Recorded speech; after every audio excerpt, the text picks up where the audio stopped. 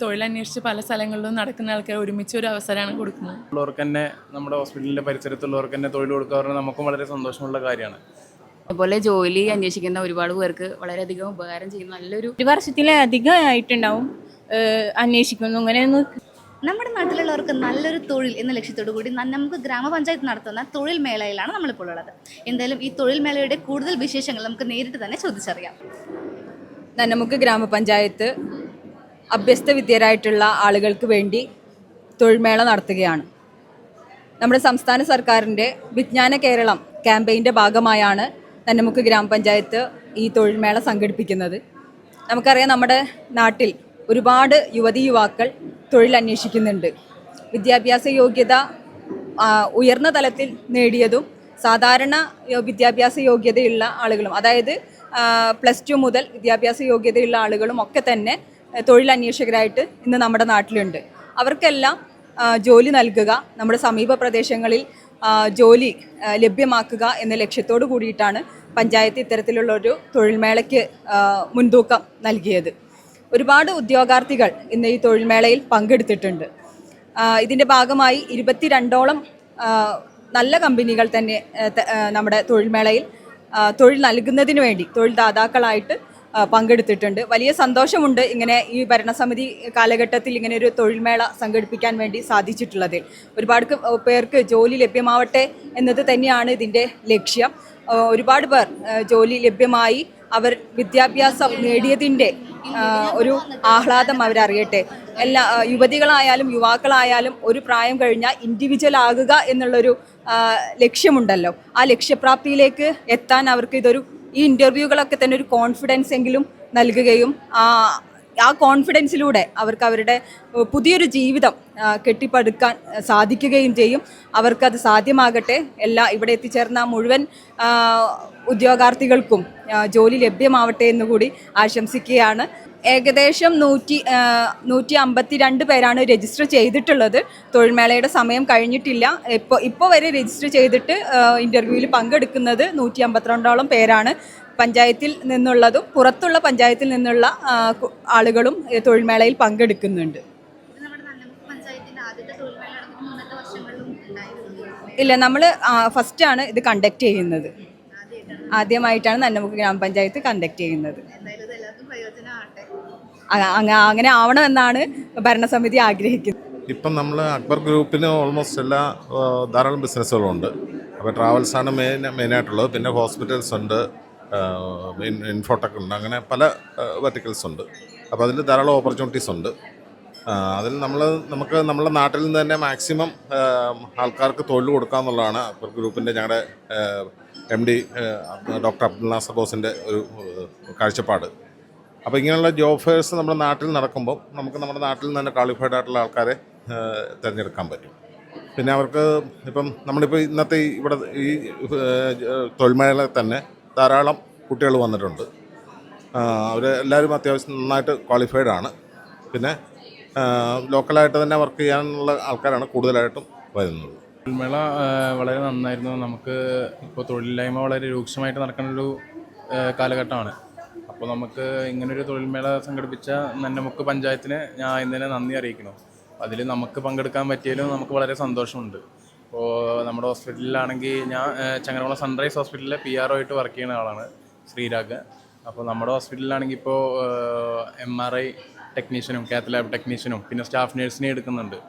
അപ്പോൾ നമുക്കും ഈ ഒരു സാഹചര്യത്തിൽ അങ്ങനെ നമ്മുടെ നാട്ടിലുള്ളവർക്ക് തന്നെ നമ്മുടെ ഹോസ്പിറ്റലിൻ്റെ പരിസരത്തുള്ളവർക്ക് തന്നെ തൊഴിൽ കൊടുക്കുക നമുക്കും വളരെ സന്തോഷമുള്ള കാര്യമാണ്.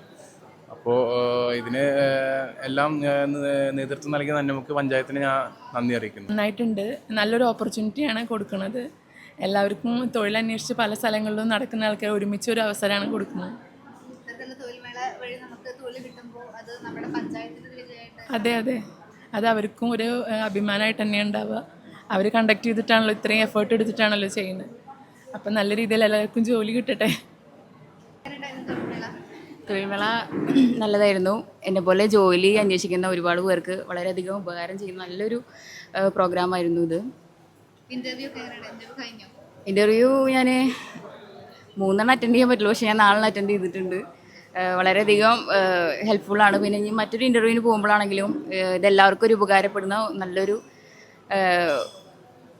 എക്സ്പീരിയൻസ് ആണ്. 4 വർഷം ഞാൻ സ്കൂളിൽ വർക്ക് ചെയ്തു. പക്ഷേ എവിടെ ഇപ്പോൾ നിലവിൽ ഒഴിവുകളില്ല. പിന്നെ 60 ആൾക്കാരൊക്കെയാണ് ഓരോ ഇൻ്റർവ്യൂവിന് വരുന്നത്. പിന്നെ റാങ്ക് ലിസ്റ്റിലുള്ളവരെ മാത്രമേ എടുക്കുള്ളൂ. ഒരു ഒഴിവിന് തന്നെ 60 ആൾക്കാരൊക്കെ വരുന്നത്. അപ്പോൾ ഇത്തരം ഒഴിവുകൾ, ഇത്രയും പ്രൈവറ്റ് സ്ഥാപനത്തിൽ ഇത്രയും ഒഴിവുണ്ട് നമ്മൾ ഇപ്പോഴാണ് അറിഞ്ഞത്. അപ്പോൾ എല്ലാവർക്കും ഗവൺമെൻറ് ജോലി കിട്ടില്ലല്ലോ. അപ്പോൾ ഇത് നല്ലൊരു അവസരമാണ്. ഇങ്ങനെയുള്ള ഇൻ്റർവ്യൂകളും ഒക്കെ വെക്കുന്നത് പല ആളുകൾക്കും നല്ല ജോലി കിട്ടാനുള്ള നല്ലൊരു ഓപ്പർച്യൂണിറ്റിയാണ്. ഞാൻ ജിടെക്കിൽ കമ്പ്യൂട്ടർ കോഴ്സ് ചെയ്യായിരുന്നു. പെട്ടെന്ന് ക്ലാസ് കട്ട് ചെയ്തിട്ടാണ് ഞാൻ ഇങ്ങോട്ട് ഒരു ജോബ് മേള ഉണ്ട് ചങ്ങരകുളം സ്നേഹ ഓഡിറ്റോറിയത്തിലുണ്ട് എന്ന് പറഞ്ഞിട്ടാണ് വന്നത്. എന്താണ് പ്രൊസീജിയേഴ്സും കാര്യങ്ങളൊക്കെ സെറ്റ് ചെയ്ത് എല്ലതും ക്ലിയർ ചെയ്ത് ഇപ്പോൾ ഇൻ്റർവ്യൂ കണ്ടക്ട് ചെയ്ത് പാസ്സാവുമെന്ന് ഞാൻ വിചാരിക്കുന്നു. നമുക്ക് ഗ്രാമപഞ്ചായത്ത് പദ്ധതി പ്രവർത്തനങ്ങളെല്ലാം പോലെ തന്നെ നമ്മുടെ തൊഴിൽ നൽകുക എന്നുള്ളൊരു പ്രവർത്തനത്തിൽ കൂടിയൊക്കെ മാതൃകയാവുന്ന ഒരു പ്രവർത്തനം കാഴ്ചവെക്കുകയാണ്. വിജ്ഞാന കേരള പദ്ധതിയുടെ ഭാഗമായിട്ടാണ് നമുക്ക് ഗ്രാമപഞ്ചായത്ത് ഇത്തരത്തിൽ തൊഴിൽ മേള സംഘടിപ്പിച്ചിരിക്കുന്നത്. നമ്മളെ സംബന്ധിച്ച് നമ്മുടെ തൊഴിൽ ദാതാക്കളും അതുപോലെ തന്നെ തൊഴിൽ അന്വേഷകരും നമ്മുടെ മുന്നിലുണ്ട്. അപ്പോൾ നമ്മൾ അവർക്ക് വേണ്ടി ഒരു ഇടനിലക്കാരൻ എന്ന നിലയ്ക്കാണ് എന്ത് ചെയ്യുന്നത്, നമുക്ക് ഗ്രാമപഞ്ചായത്തിനെ നോക്കിക്കാണുന്നത്. നമ്മുടെ കേരളം എല്ലാ തലത്തിലും മുൻപന്തിയിൽ നിൽക്കുമ്പോൾ വിദ്യാഭ്യാസ രംഗത്ത് വലിയ മാറ്റം നമ്മുടെ കേരളത്തിന് വന്നിട്ടുണ്ട്. അതുകൊണ്ട് തന്നെ ഒരുപാട് ആളുകൾ, വിദ്യാർത്ഥികളെ ആളുകൾ ഒരാൾ പഠനം കഴിഞ്ഞുകൊണ്ട് എന്ത് ചെയ്യുന്നു വീട്ടിലിരിക്കുന്ന സ്ഥിതിയിലേക്ക് വരുന്നുണ്ട്. അപ്പം ഒരുപാട് ആളുകൾ നമ്മൾ തൊഴിൽ ചെയ്യാൻ താല്പര്യമുള്ള ആളുകളുണ്ട്.